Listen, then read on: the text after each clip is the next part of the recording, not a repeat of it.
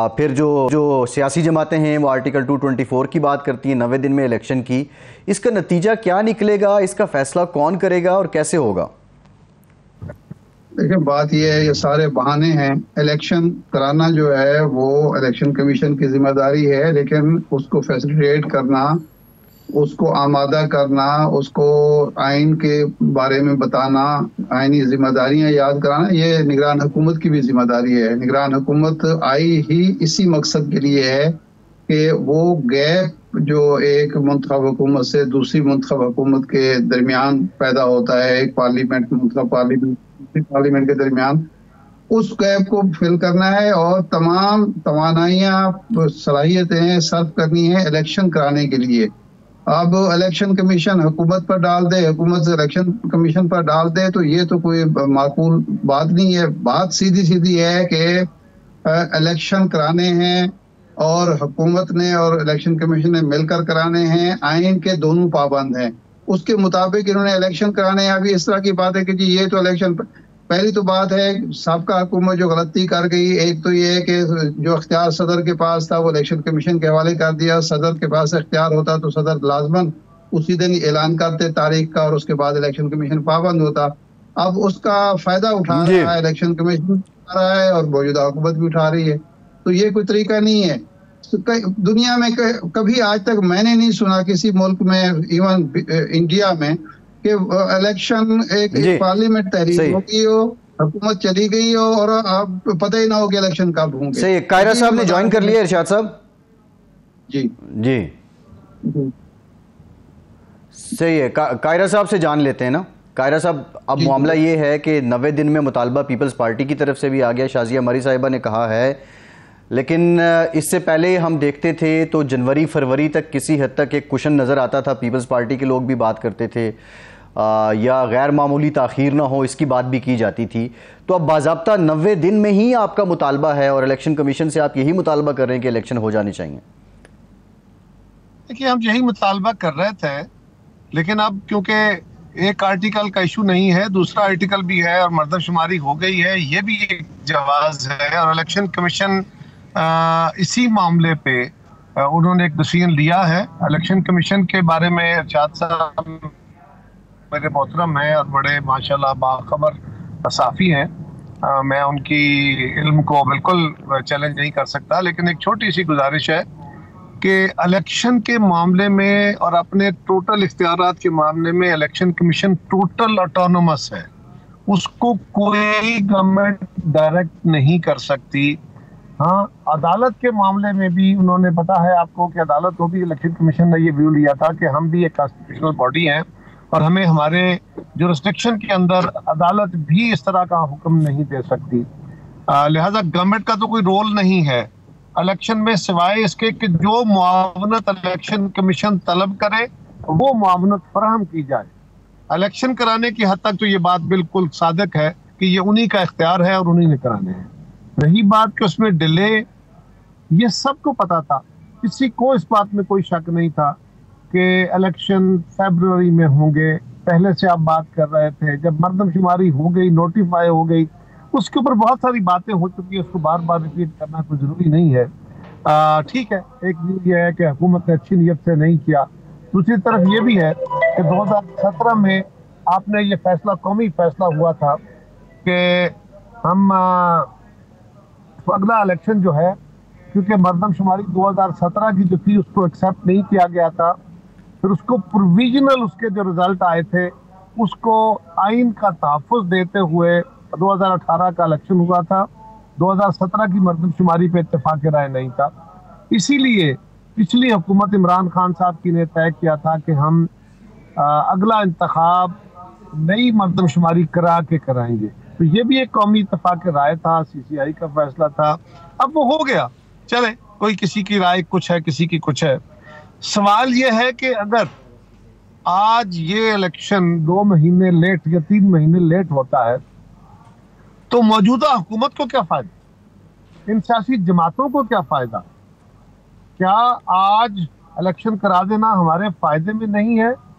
जो मुल्क की उमूमी एनवायरनमेंट है इस वक्त, अगर हम बिल्कुल अपने क्लोज डोर या क्लोज एनको से देखें तो इस वक्त जो सियासी सूरत हाल है वो तो सियासी जमातों को या हमें सूट करती है कि उन्हें इलेक्शन करा लिया जाए, और 4 महीने बाद या 6 महीने बाद इलेक्शन होता है तो उसके क्या उस वक्त क्या सूरत हाल होगी, नो वन नोज। हाँ, इस मुश्किल सूरत हाल में भी अगर कौमी इत्तेफाक राय इन इश्यूज पे जो हसास है हो गया है तो उसके ऊपर अमल करना चाहिए। अगर ये आईनी तकाजा ना होता तो बिल्कुल दुरुस्त बात है, पीपल्स पार्टी का भी ये मुतालबा था और आज भी होता, लेकिन अब एक आर्टिकल पे अमल कराने के लिए दूसरे आर्टिकल का रास्ते में आना, उसका हल यही है कि मिनिमम पॉसिबल लैब। लेकिन कायरा साहब बात की समझ नहीं आ रही, कायरा साहब ये बात समझ नहीं आ रही। देखें, रज़ा रब्बानी साहब कहते हैं जी, कायरा साहब आपकी बात से तो ये समझ आ रही है कि पीपल्स पार्टी इस बात पर मुतमईन है कि जो फैसला इलेक्शन कमीशन ने किया है कि दिसंबर तक हल्का बंदियां मुकम्मल होंगी, फिर इंतखाबात होंगे, तो पीपल्स पार्टी को कोई एतराज नहीं। और रज़ा रब्बानी साहब या शाजिया मरी साहब जो बात कर रहे हैं वो अपनी इनफरादी हैसियत में कर रहे हैं। पार्टी इस बात से मुत्तफिक है कि इलेक्शन यकीनन इसके ऊपर पीपल्स पार्टी का कोई इत्तेफाक राय का या किसी मीटिंग के अंदर फैसला नहीं हुआ।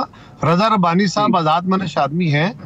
गुजारिश है कि मेरी राय जो मैं आपके सामने दे रहा हूं, इसके पहले कोई पार्टी की बाकायदा मीटिंग होके पार्टी का कोई मौक़िफ़ सामने नहीं आया। रज़ा रब्बानी साहब की या शाजिया मरी साहिबा की राय से पहले कोई मीटिंग होके पार्टी का राय सामने नहीं आई। ऐसी सूरत में जब पार्टी का कोई इत्तेफाक राय या पार्टी की कोई मीटिंग नहीं हुई होती मुख्तलिफ इश्यूज के ऊपर, करंटली आप हमसे सवाल कर लेते हैं मीडिया के दोस्त, तो हम आपको अपनी राय देते हैं।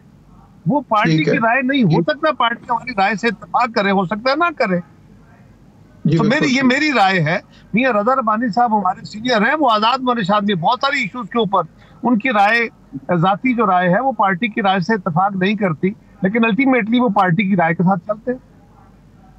अच्छा, एक इस्लामाबाद में सोच पाई जाती है कि जी पहले मईशत बेहतर होगी फिर इंतखाबात होंगे।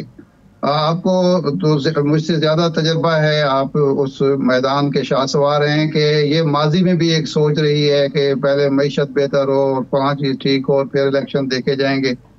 ऐसी अगर सोच प्रिवेल करती है और मौजूदा हुकूमत, निगरान हुकूमत या इलेक्शन कमीशन इस सोच के सामने सरेंडर करते हैं, तब पीपल्स पार्टी की और आपकी सोच क्या होगी कि इलेक्शन अगर 2025 तक चले जाएं और उस दौरान मौजूदा निगरान हुकूमत जो बड़ी मजबूत हुकूमत है वो मईशत बेहतर कर ले, तो ये मुल्क के लिए बेहतर होगा, जमहूरियत के लिए बेहतर होगा।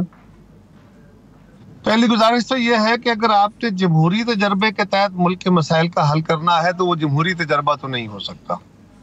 दूसरी गुजारिश ये है कि जब 6-8 महीने पहले सारे मीडिया के अंदर ये डिबेट हो रही थी, अब सब अहबाब हमारे मोहतरम जो हैं ये बहस कर रहे थे कि पाकिस्तान के असम्बलियों की मुद्दत बढ़ा दी जाएगी, और कोई कह रहा था इमरजेंसी लग जाएगी, फिर कहा जा रहा था कि ये नहीं फाइनेंशियल इमरजेंसी लग जाएगी, फिर कहा जा रहा था कि अच्छा पाकिस्तान डिफॉल्ट करने की पोजीशन में है, डिफॉल्ट हो जाएगा तो पाकिस्तान फाइनेंशियल इमरजेंसी में चला जाएगा, असम्बली की मुद्दत बढ़ जाएगी।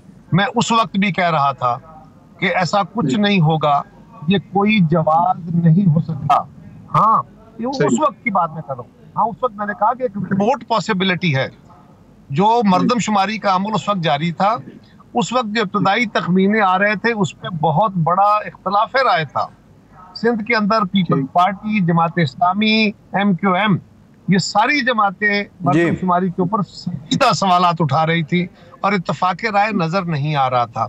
मैंने उस वक्त भी कहा था कि अगर इलेक्शन से कबल हमारी हुकूमत के होते हुए इत्तेफाक राय हो गया मर्दमशुमारी के फाइनल रिजल्ट्स पे और वो नोटिफाई हो गई, तो फिर आईनी तौर पे इलेक्शन के लिए थोड़ा बहुत इल्तवा पॉसिबल हो सकता है और कोई जवाब नहीं है। आज मैं आपको कैटेगोरिकली अपनी जाती राय दे रहा हूं कि अब ये फरवरी से आगे, यानी ये जो लिमिटेड टाइम है 4 महीने का मर्दम का जो कॉन्स्टिट्यूंसी डिलिमिटेशन का, और उसके बाद 2-2.5 महीने के अंदर इलेक्शन, इससे बियॉन्ड जाने का आरिफ साहब ना कोई जवाब है, ना कोई सोच है, ना ऐसा हो सकता है। अगर किसी ने उससे बियॉन्ड जाने का कोई बहस करनी है तो वो एक गैर आईनी तरीका हो सकता है, बियॉन्ड द कॉन्स्टिट्यूशन हो सकता है, उसके बारे में मैं तो राय भी नहीं देता क्योंकि मैं उसको मानता ही नहीं।